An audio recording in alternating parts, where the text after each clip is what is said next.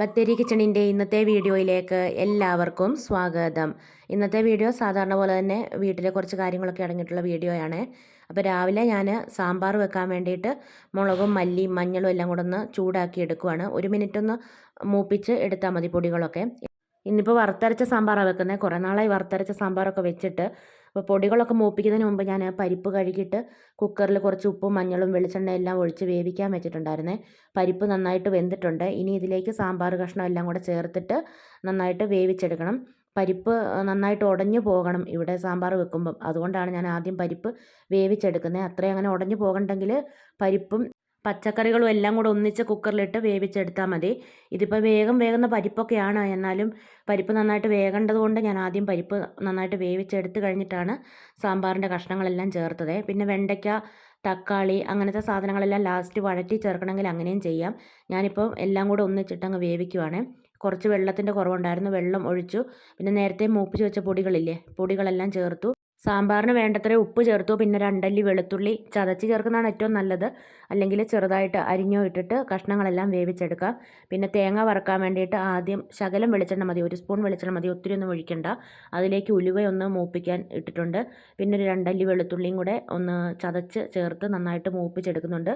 നന്നായിട്ട് കഴുകിയതിന് ശേഷം തൊലിയോടെയാണ് ചതച്ച് ഇട്ടേക്കുന്നത്.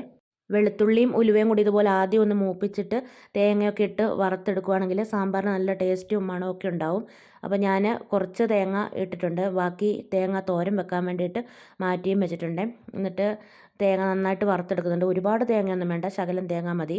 തേങ്ങ നല്ല ചുവക്കെ വറുത്ത് കഴിഞ്ഞിട്ട് ഇത് നന്നായിട്ട് അരച്ചെടുക്കണം. കറിവേപ്പില ഉണ്ടെങ്കിൽ കറിവേപ്പിലയും കൂടി ഇടാവേ.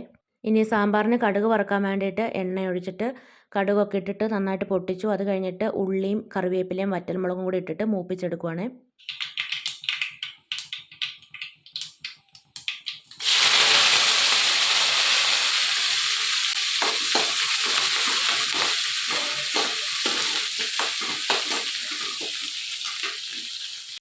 സാമ്പാറിൻ്റെ പച്ചക്കറിയൊക്കെ വെന്തിട്ടുണ്ട്. അതിലേക്ക് തേങ്ങ അരച്ചത് ചേർത്തു. പിന്നെ മിക്സിയുടെ ജാറ് കഴുകിയിട്ട് കുറച്ച് വെള്ളം ഒഴിക്കുന്നുണ്ട്. 1 സ്പൂൺ സാമ്പാർ പൊടിയും കൂടെ ഇടുന്നുണ്ട് കേട്ടോ. ഞാൻ സാധാരണ സാമ്പാർ പൊടി ഇടാതെയാണ് സാമ്പാർ വെക്കുന്നത്. വറുത്തരച്ച സാമ്പാറിന് ശകലം സാമ്പാർ പൊടി ഇടും. അല്ലാതെ നമ്മൾ തേങ്ങയൊന്നും അരയ്ക്കാതെ വെക്കുന്ന സാമ്പാറില്ലേ, അതിന് മുളകും മല്ലിയും മഞ്ഞളും ഉലുവയും കായവും മാത്രമേ ഇടത്തുള്ളൂ. സാമ്പാറിലേക്ക് കുറച്ച് കായപ്പൊടി ഇട്ടു. പിന്നെ കടുക് വറുത്ത് വെച്ചേക്കുന്ന സാധനങ്ങളെല്ലാം കൂടെ സാമ്പാറിലേക്ക് ഒഴിക്കുവാണ്. എന്നിട്ട് കുറച്ച് മല്ലിയില ഇടുന്നുണ്ട്. മല്ലിയില ഇഷ്ടമല്ലെങ്കിൽ ഇടണ്ട, ശകലം ഇടുവാണെങ്കിൽ നല്ല ടേസ്റ്റൊക്കെ കേട്ടോ. അതുകൊണ്ട് ഞാൻ ശകലം മല്ലിയിലയും കൂടെ ഇട്ടിട്ട് മിക്സാക്കി എടുത്തിട്ടുണ്ട്. സാമ്പാറിന് ഞാൻ ഇട്ടേക്കുന്ന തക്കാളിക്ക് പുളി ഉള്ളതായിരുന്നേ. അതുകൊണ്ട് വേറെ പുളിയൊന്നും ഞാൻ പിഴിഞ്ഞ് ഒഴിച്ചിട്ടില്ല. പുളി കുറവാണെങ്കിൽ വാളം പുളി പിഴിഞ്ഞിട്ട് ഒഴിക്കാവേ. ഈ സാമ്പാർ വെച്ചിട്ട് പിറ്റേ ദിവസമൊക്കെ കഴിക്കുമ്പോഴത്തേക്ക് നല്ല ടേസ്റ്റ് ആട്ടോ. തലേദിവസം വെച്ചതിനേക്കാളും ടേസ്റ്റാണ് പിറ്റേ ദിവസം കഴിക്കാൻ വേണ്ടിയിട്ട്. പിന്നെ നമ്മുടെ ടെറസിൻ്റെ മുകളിൽ അയ കെട്ടാൻ വേണ്ടിയിട്ട് കമ്പിയൊക്കെ ഇവിടെ ശരിയാക്കി കൊണ്ട് വെച്ചിട്ടുണ്ട്. പക്ഷേ ആളിതുവരെ വന്നിട്ടില്ല ഫിറ്റ് ചെയ്യാൻ വേണ്ടിയിട്ട്. അതുകൊണ്ട് തുണി അലക്കിയതൊക്കെ സാധാരണ വിരിച്ചിടുന്നിടത്ത് തന്നെ കൊണ്ട് വിരിച്ചിടുക കേട്ടോ. അക്കുവ ഇന്ന് വിരിച്ചൊക്കെ ഇടുന്നത്. ഞാൻ അടുക്കളയിൽ കുറച്ച് പാത്രമൊക്കെ കഴുകുന്ന സമയത്ത് അവൾ തുണിയൊക്കെ വിരിച്ചിടുന്നുണ്ട്.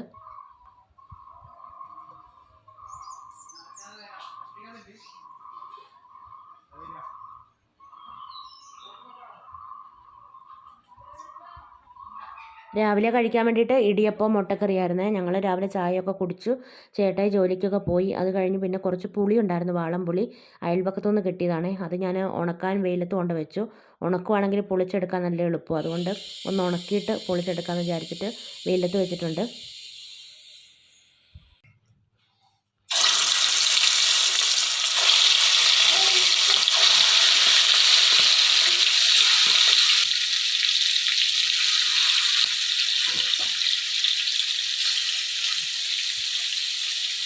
പിന്നെ ഉച്ചയ്ക്ക് ചോറുണ്ണാനായപ്പോൾ കുറച്ച് ചിക്കനൊക്കെ ഞാൻ മസാല പുരട്ടി വെച്ചിട്ടുണ്ടായിരുന്നേ. അതൊക്കെ ഒന്ന് വറുത്തൊക്കെ എടുത്തു. പിന്നെ വേറെ വീഡിയോ ഒന്നും എടുത്തില്ല. ഇത് ഇന്ന് രാവിലെ എടുത്ത വീഡിയോയാണ്. രാവിലെ പള്ളിയിൽ പോകണം.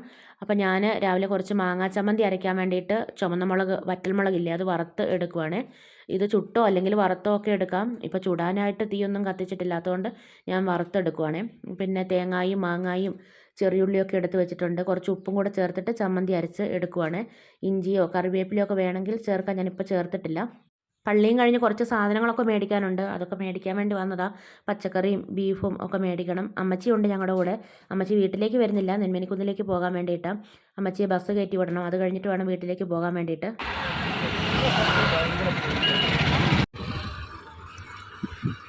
ഇപ്പൊക്കെ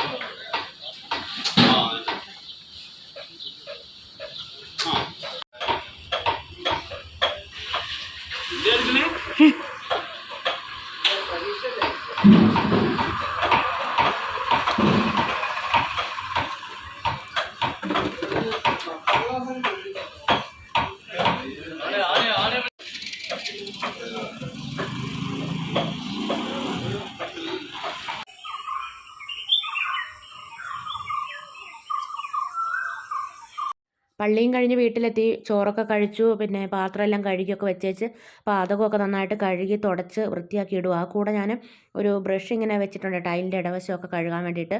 ടൈലിൻ്റെ ഇടവശമൊക്കെ കഴുകി വൃത്തിയാക്കി പിന്നെ പാതകത്തിലുള്ള വെള്ളമെല്ലാം വടിച്ച് വിട്ടേച്ച് ഞാൻ നന്നായിട്ട് തുടച്ചും കൂടി ഇട്ടു. എവിടെയെങ്കിലും വെള്ളമയം കണ്ടിട്ടുണ്ടെങ്കിൽ പൂവേച്ചയുടെ ഭയങ്കര ശല്യമായിരിക്കും. അതുകൊണ്ട് പരമാവധി വെള്ളമയം ഒന്നും ഇല്ലാതെ എല്ലായിടവും നന്നായിട്ട് ഉണക്കി വൃത്തിയാക്കി വേണം ഇടാൻ വേണ്ടിയിട്ട് ഈ വേനൽക്കാലമൊക്കെ ആകുമ്പോൾ.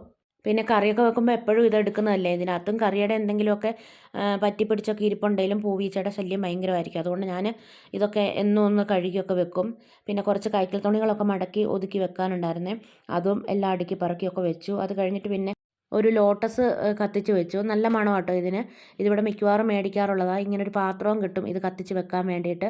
നമ്മൾ ചന്ദനത്തിരിയോ സാമ്പ്രാണിത്തിരിയോ ഒക്കെ കത്തിക്കുകയില്ല, അതുപോലെ തന്നെ കത്തിക്കാൻ വേണ്ടി പറ്റുന്ന നല്ല മണം ഉണ്ടാവും.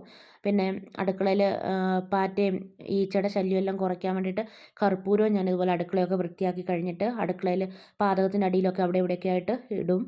നല്ല മഴക്കാറുണ്ട്, ഇരുണ്ട് മൂടിയൊക്കെ വരുന്നുണ്ട്. മഴ പെയ്യുമോയെന്നൊന്നും അറിയത്തില്ല. അപ്പോൾ ഇന്നത്തെ വീഡിയോയും വിശേഷങ്ങളൊക്കെ ഇവിടെ നിർത്തുകയാണ്. ചെറിയ വീഡിയോയാണ്. വീഡിയോ ഇഷ്ടമാവുകയാണെങ്കിൽ സബ്സ്ക്രൈബ് ചെയ്യാനും ലൈക്ക് ചെയ്യാനും ഷെയർ ചെയ്യാനും കമൻറ്റ് ചെയ്യാനൊന്നും മറന്നു പോകരുതേ. നാളെ പുതിയൊരു വീഡിയോയുമായി നമുക്ക് വീണ്ടും കണ്ടുമുട്ടാം.